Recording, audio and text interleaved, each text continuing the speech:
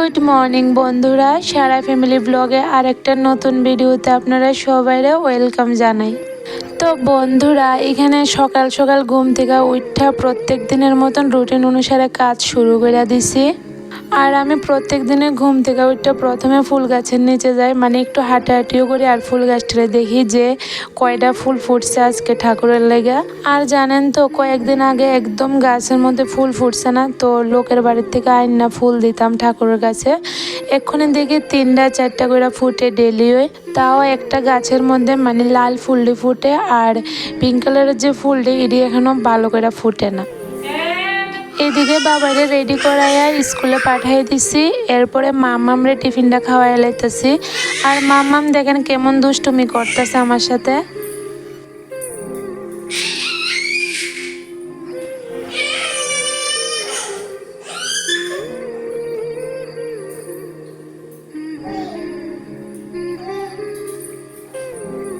মাম্মামরে খাওয়াইতে অনেকটা যন্ত্রণা করে, একদমই খাইতে চায় না। এরপরে আমি জোর করে হাতে অনেক কিছু খেলনা দিই, এরপরে খাওয়াই, কারণ বাচ্চারা তো খাইতে চাইতোই না। আমরা মারা কিভাবে খাওয়ামো এটা আমরা মারই জানি। অনেক কথা কই, অনেক গল্প করি, অনেক সময় উলু দিই, গান করি, এরপরে খাওয়াই। এদিকে বাবাইরও স্কুলে পাঠাই দিছি, এরপরে মাম্মামরও টিফিনটা করে লাইছি। এক্ষণে মাম্মাম বারান্দাতে বইয়া খেলতেছে, তো আমি মুখটা ধুয়ে লাইছি, ধুয়ে একটু চা বসাইয়া এরপরে কাজে ধরলাম। এদিকে চাটা হইতে হইতে ভাবছি যে ঘরের কাজটা একটু গুছাই লাই, কারণ একটা কাজ গুছালে একটা কাজও কমবো। যেহেতু বাচ্চা আছে ঘরে, তো ফাঁকে ফাঁকে কাজটা যদি না সারি জমায় রাখি, পরে আর কাজটি করতে পারতাম না।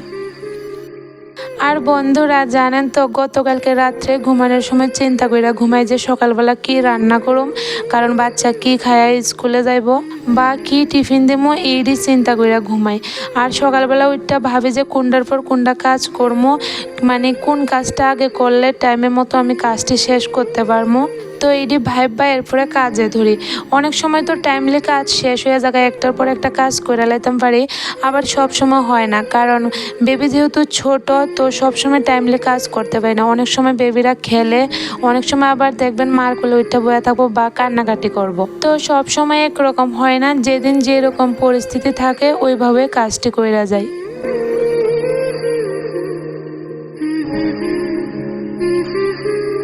এদিকে চাটা করতে করতে আমি আলনাটা আর টেবিলটা গুছাই লাইছি। তো দেখেন, চা করতে করতে আমি যদি বয়া থাকতাম, এই কাজটিও কিন্তু বয়া থাকতো। তো চাটা যেহেতু হইতাছে, আমি বয়া থেকে লাভ নাই, আর 2টা কাজ করছি, 2টা কাজও কমছে। আর অনেকটা বেলাও হয়ে গেছে, 8:30-এর উপরে বাজতেছে। আমি যখন ঘর গুছাইতে গেছি তখনই 8:20 মতন বাজতেছে, আর এক্ষণে তো চা খাইতেছি, 8:30-এর উপরে বাজা গেছে। এদিকে 2টা ডিম সিদ্ধ করে লাইছি আমার লেগে, আর সিদ্ধ ডিমটা আজকে কয়েকদিন ধরে আমার খাওয়ান লাগবো বন্ধুরা, কারণ শরীরটা একদমই ভালো না, শুধু মাথাটা ঘোরা, প্রেশার একদম লো। গতকালকে ডক্টরের থেকে দেখাই আইছি, ডক্টর মাপছে, মাইপা কইতাছে প্রেশার একদম লো, আপনি কিভাবে দাঁড়ায় আছেন।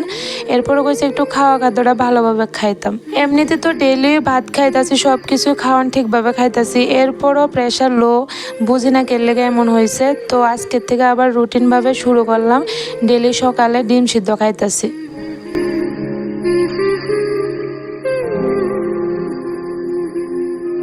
এরপর আমি চাটা খাইয়ে সেরা মামামরে ঘুম পাড়াইছি, এরপরে ধরলাম বড় ঘরের কাজে, মানে তখন তো অর্ধেকটা কাজ আগায় রাখছি, এক্ষণে বাকি অর্ধেকটা কাজ সেরালাই, বড় ঘরের কাজটি শেষ করে এরপরে রান্নাঘরের কাজে ধরবো।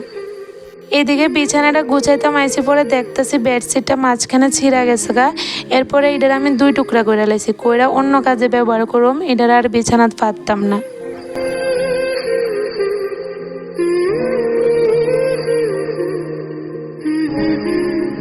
এদিকে ঘর দুয়ারটি গুছানি হয়েছে, এরপরে ঝাড়ু দিয়ে লাইতাছি। আর ঝাড়ু দিতে দিতে আমি কি চিন্তা করতেছি বন্ধুরা, আপনারা কই, ঝাড়ু দিতে দিতে এটা ভাবতেছি যে কি রান্না করুম আজকে।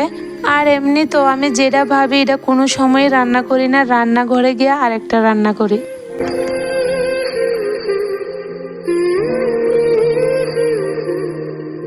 এদিকে 1 নাম্বার রুমটা গুছিয়ে সেরা, এরপর আয়া বললাম 3 নাম্বার রুমটা।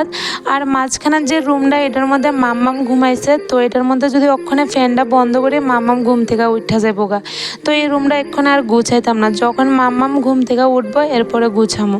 আর বন্ধুরা, আমি সব সময় আপনার সাথে 3 নাম্বার রুমটা শেয়ার করি না, কারণ সব কিছু শেয়ার করে হয় না। অনেক সময় তাড়াতাড়ি করে কাজ করতে লাগে। আপনারা বুঝবেন, যাদের বাড়িতে বেবি আছে ছোট, তারা অবশ্যই বুঝবেন যে বেবিরা যখন ঘুমায় কত তাড়াহুড়ো করে কাজটি সারতে লাগে।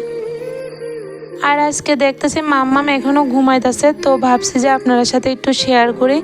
এদিকে যে দেখতেছেন মাম্মামের কাপড় চোপড় সব এই ঘরে থাকে, মানে কাপড় চোপড় বলতে ড্রেসটি, মাম্মামের ড্রেস সব কিছু এই ঘরে রাখা দিই আমি।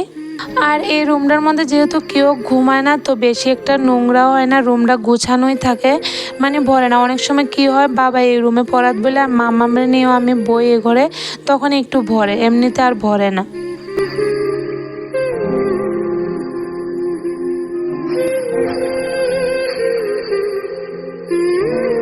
গতকালকে রাত্রে পাশের বাড়িতে মনসা মায়ের বই পড়া দিছিল, তো এখানে গেছিলাম। এই সুতি শাড়িটা পরে গেছিলাম, এক্ষুনি যে গুছিয়ে রাখছি এই শাড়িটা। তো আজকে ভাবছি এটা আমি ধুয়া দেবো, কিন্তু দেখতেছি একটু পর পরে বৃষ্টি আইতেছে, তো এর লেগে আর ধুইছি না। কারণ আমি সুতির শাড়ি ধুয়া শাড়ি সবসময় কলপ দিই, আর কড়া রৌদ্র না থাকলে কলপটা যদি দিই একদমই ভালো হয় না। এর লেগে আজকে আর ধুইছি না, পরে ধুয়া রাখা দেবো। এক্ষুনি ভাজ করে খাটে স্ট্যান্ডে রাখা দিছি। এমনিতেও আমি সুতি শাড়ি পরলে সবসময় ধুয়া গুছিয়ে রাখি।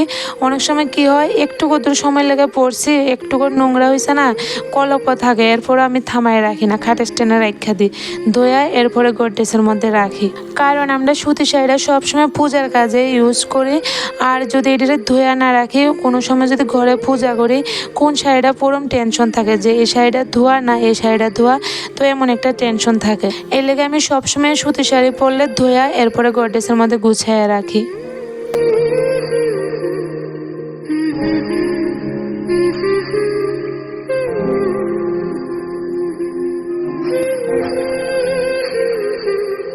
এদিকে আপনার সাথে গল্প করতে করতে ঘরটি আমার গুছানো কমপ্লিট। এরপরে ভালো করে ঝাড়ু দিয়া আয়া পড়লাম বারান্দাতে। আর বারান্দাটা তো সকাল থেকে এই পর্যন্ত 5-6 বার ঝাড়ু দিয়ে লাইছি, কারণ মাম্মাম তো বারান্দাতে বয়া খেলু করে, এই কারণে অনেকবারই ঝাড়ু দিয়ে লাইছি, কারণ টিকটিকি পটি করে দেয়, তো একটু পর পরে ঝাড়ু দিয়ে দিয়ে পরিষ্কার করে রাখি।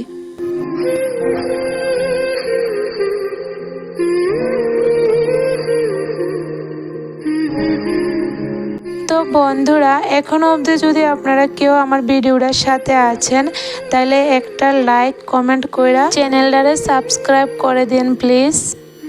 তো চলেন, এদিকে আমি বারান্দাটা ঝাড়ু দিতে থাকি, ততক্ষণ অবধি আপনারা ভিডিওটা দেখতে থাকেন।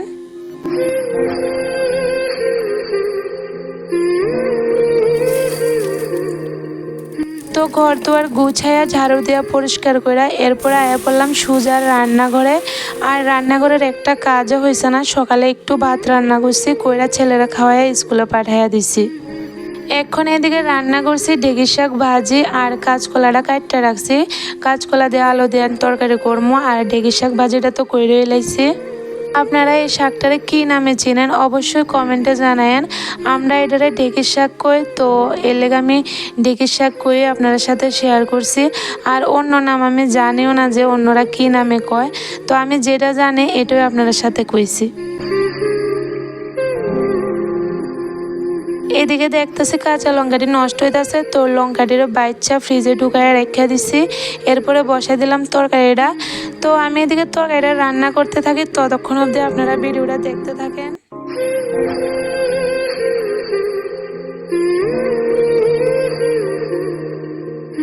এদিকে দেখেন তেলের বোতলটার মধ্যে আমি তেল ঢুকাই লেতেছি। আর এতদিন ঢুকাইছি না, এটা কবে ধুয়ে রেখে দিছি, 5-6 দিন হয়ে গেছে গা। আর ঢুকাইছি না এই কারণে, কারণ এটা যেহেতু নতুন একটা খেলনা, মাম্মাম তো এটা দিয়ে খেলছে না আগে, তো এটা মাম্মামের হাতে দিয়ে এসে এরপর আমি খাবারটা খাওয়াইতাম। তো অনেক দিনও এই বোতলটা দিয়ে মাম্মামে খেলছে, এক্ষুনি আর খেলে না। তো ভাবছি যে মাম্মাম যেহেতু খেলে না, তাহলে তেলটা ঢুকাই এলো এটার মধ্যে।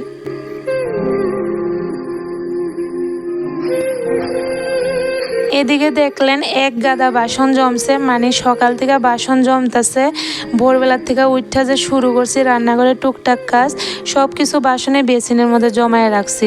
এক্ষুনি সবটি একসাথে ধোয়া এরপরে গুছাইয়া রাখবো। এদিকে আপনাদের সাথে গল্প করতে করতে আমার তরকারিটাও হয়ে গেছে গা, আর এদিকে তেলটাও ভালো করে ঝরে গেছে গা। এক্ষুনি আমি বোতলটার মধ্যে মুখা লাগাই রাখা দেবো।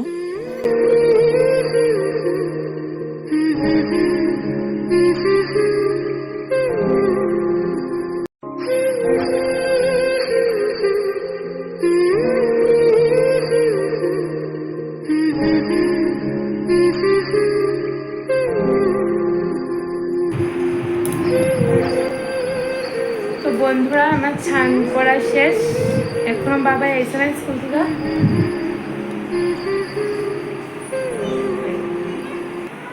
দুইটা পাঁচের উপরে বাজতেছে, বাবা এখনো স্কুল থেকে আইসে না। তো আমি ছান করে আয়া একটু রাইস কুকারে একটু ভাত বসাইছি, গরম গরম ভাত হইব। আর দেখেন মামা ঘুম থেকে উঠতে গেছে গা, দেখাই।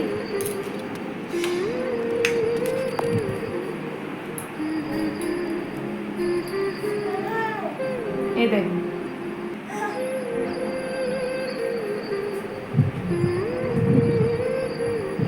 আমি মাত্র ছান করে আইছি, আমি মনে করছি ওখানে ঠান্ডা করে আইছি যখন, আর মামা যখন ঘুমাই রয়েছে তাহলে ভিডিওটা একটু এডিট করবো, কিন্তু কোনো চান্সই নাই, কারণ তাই উঠতে গেছে গা। আর জানেন তো বন্ধুরা, ইদানিং আমার ভিডিওতে 3-4টা করে কমেন্ট আয়ে, খুব ভালো লাগে কমেন্টগুলো পড়তে, খুব ভালো ভালো কমেন্ট করে আমার বোনরা বা দিদি ভাইরা। আমার থেকে বড় হলে তো দিদি ভাই, আর আমার থেকে ছোট হলে বোন। তো এমন একজন দিদি ভাই বা বোনের কমেন্ট আমি আপনাদের সাথে শেয়ার করি। সুপ্রিয়া সোম দিদি ভাই বা বোন আমারে এত সুন্দর একটা কমেন্ট করছে, খুব সুন্দর ব্লগ, পাশে আছি গো, আরও এগিয়ে যাও, আমি আমার মতো ছোটদের পাশে থাকি, ভালো থেকো। থ্যাংক ইউ সো মাচ পাশে থাকার জন্য, এভাবে পাশে থেকো। আর আজকে তোমার কমেন্ট পড়ে ভিডিওটা এখানে শেষ করলাম।